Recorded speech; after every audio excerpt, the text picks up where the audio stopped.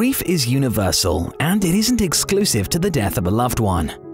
If you have ever gone through the loss of a job, breakup, or even a change that alters life as you know it, guess what? You have experienced grief, even if you don't realize it. Not convinced? Well, watch this video about the 5 stages of grief, and we guarantee you will relate to them from a time in your life.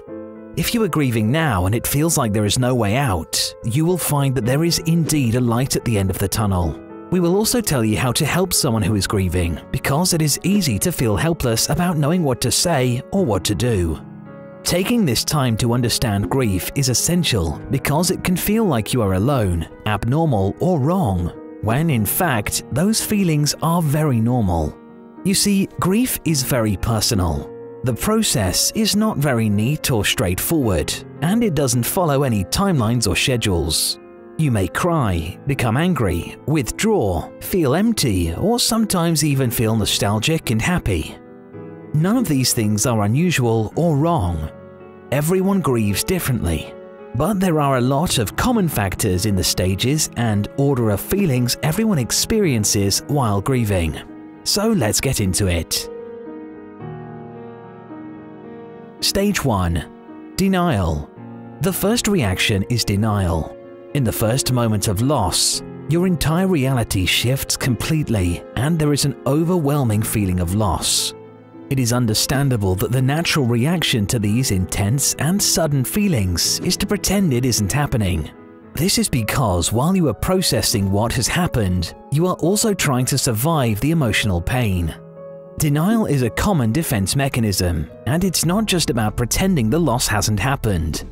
Denying gives you time to slowly absorb the news and start to figure out how to move forward and adapt to your new reality, rather than being crippled by crushing grief.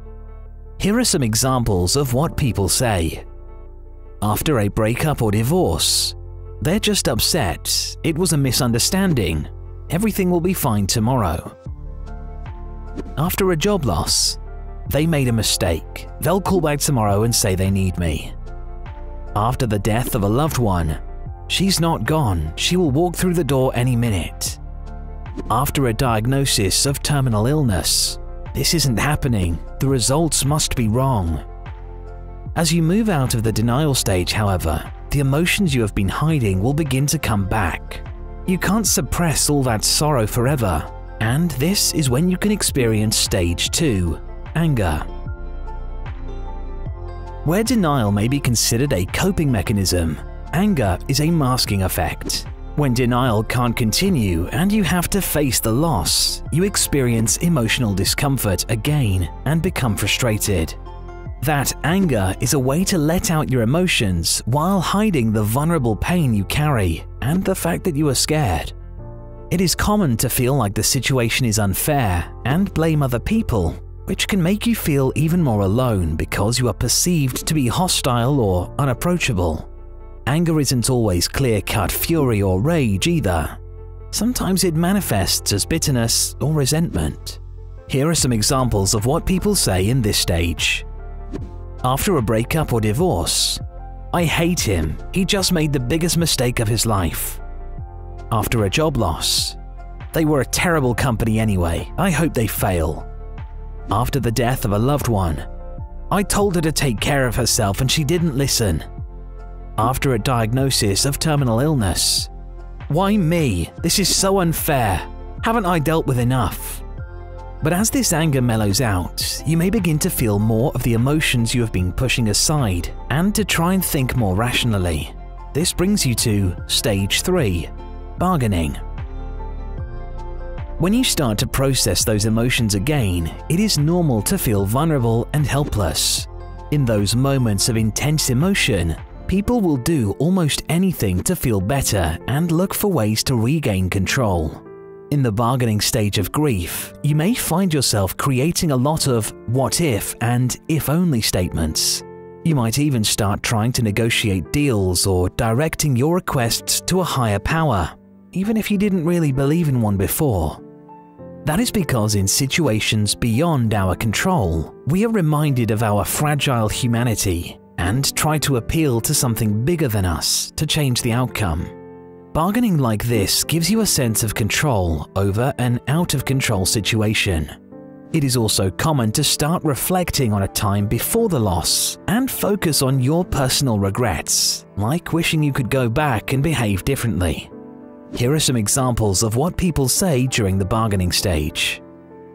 After a breakup or divorce, "If I could go back and spend more time with him, he wouldn't have left." After a job loss, "God, if you give me my job back, I promise to be a better person." After the death of a loved one, "If only I'd picked up the phone that night, she wouldn't be gone. I wish I could trade her life for mine." After a diagnosis of terminal illness, "God, you can take my life, but please just let me live long enough to attend my son's wedding." Feeling regret about these situations can make you jump to drastic assumptions, like believing things would have been different if it wasn't for your actions. It's easy to see how bargaining is a slippery slope to stage 4, depression. We have seen that in the early stages of grief, you try to run away from your emotions and stay a step ahead by channeling it differently. In this way, anger and bargaining can feel very active. But once your imagination calms down and the reality sets in, you move to this quieter, depressive stage of grief. This quiet doesn't mean it's easy. Depression is also difficult and messy. Here are some examples of what people might say during the depression stage. After a breakup or divorce, "Why go on at all? I will never find happiness again." After a job loss, "I don't know what else I'm good for. No one will want to hire me again." After the death of a loved one, "I have known her my whole life. Who am I without her?" After a diagnosis of terminal illness, "Why bother with anything? My whole life will come to this terrible end." You start to feel your loss more abundantly, and as the emotional fog clears, the grief is more present and unavoidable. As this sadness grows, you could start to pull inwards and isolate. Although depression is a very natural, inevitable landing point of any loss, it can be easy to get stuck here and feel as though you can't move past it. If you feel like this, have a look at some of the really helpful videos about this on our channel.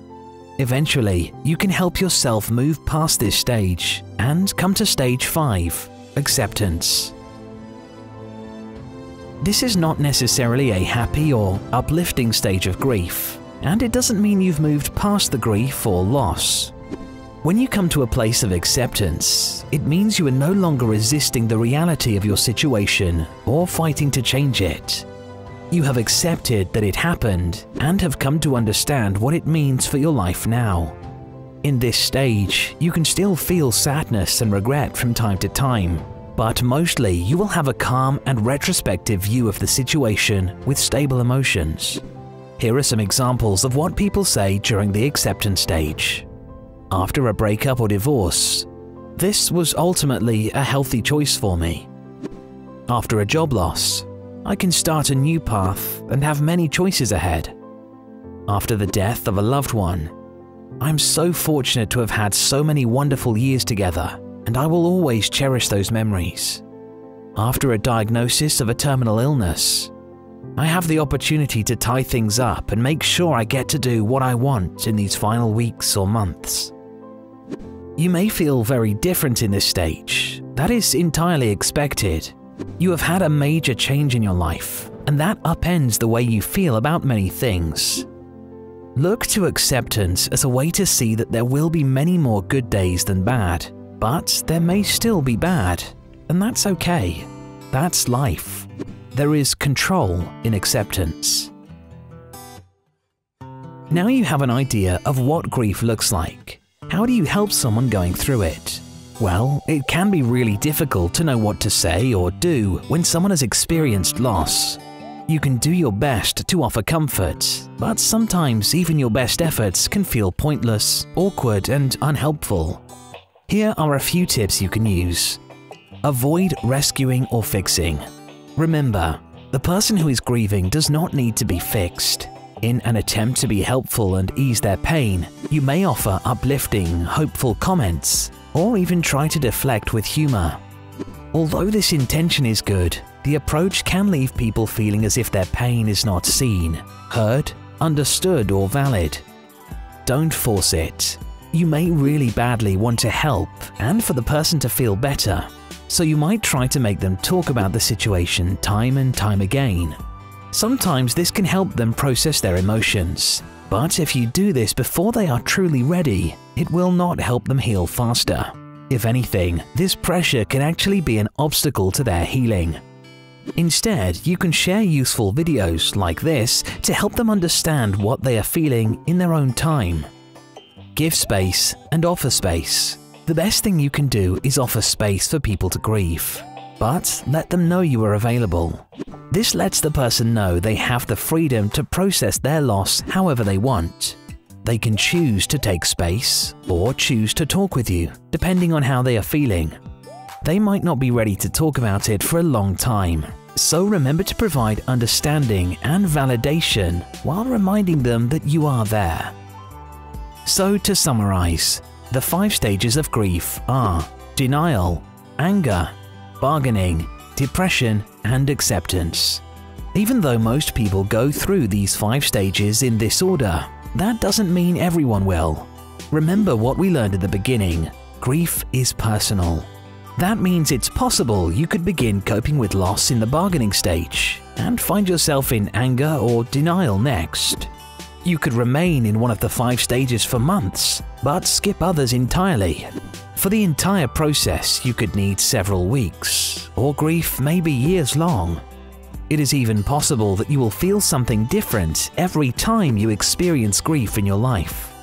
There is no right way, so be patient with yourself and people around you. We hope you found this helpful, and we'll be back again with more videos like this. Thanks for watching.